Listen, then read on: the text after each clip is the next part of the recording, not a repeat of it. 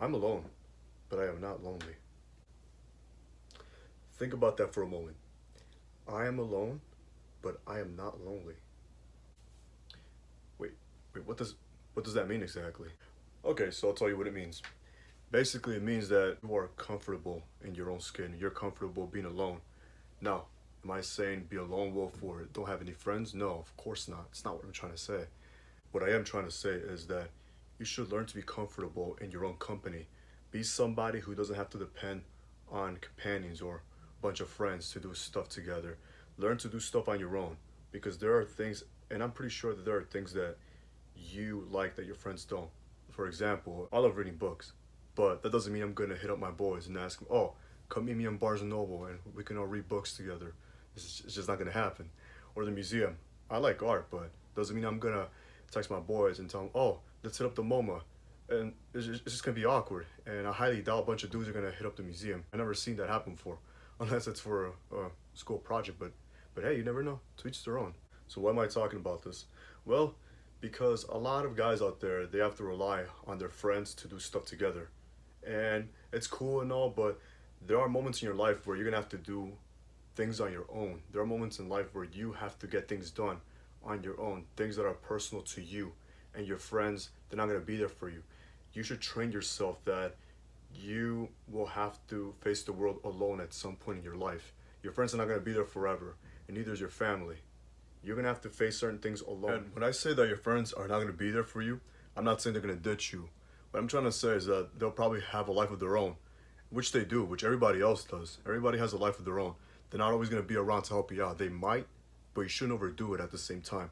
Only do it in extreme cases.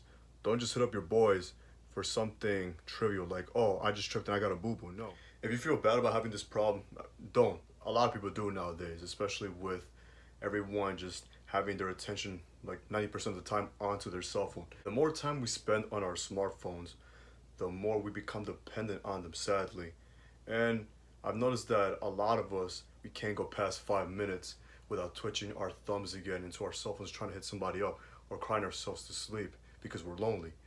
But at the end of the day, we gotta learn that we shouldn't depend on other people for company or emotional support. We should start depending on ourselves. We should look within ourselves for emotional support. We should be comfortable with our own company. And be real with yourself. When was the last time you hung out on your own or did something on your own without your friends?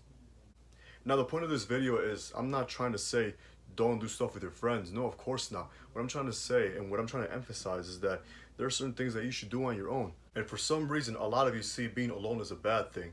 The quarantine that we had actually tested a lot of people mentally. Some people broke down and other people, they sucked it up.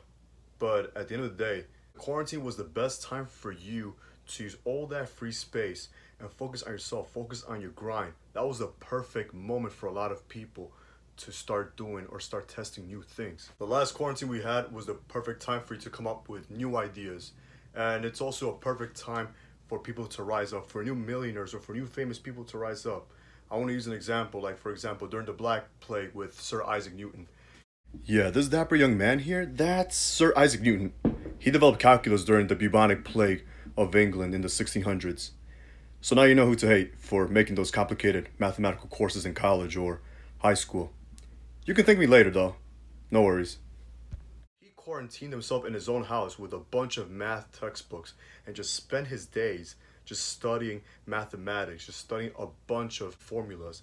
That's dedication right there. Now, I'm not saying for you to borrow a bunch of quantum physics books from the library or buy a bunch of quantum physics books from Amazon. Like, why the hell would you need quantum physics books unless you're going to work at a nuclear power plant or something like that? What I'm trying to say is that whatever it is, whatever talent you got, you should have used the quarantine to work on it. Whether you're a musician, try to test new tunes or new skills or new melodies with your instrument. Or whether if you're an artist, try something new, like try to draw something, try to paint something new, something you've never done before. Or if you're into finance or accounting or business like I am, try to find some new investment formula that you can work on to improve your own investment portfolio. And guys, a final takeaway from this video, don't waste time. Don't just sit there and say, "Oh man, I'm lonely. I got nobody in my life right now." You shouldn't be doing that. You're the one that's making it negative. Turn it into a positive. The way I see it is you're practically taking a break from everybody. You're taking a break from everyone. And this is the perfect time to be working on your flaws, to be working on your imperfections, finding a new talent, or perfecting your own craft. Don't depend on others for happiness or emotional support. That starts with you.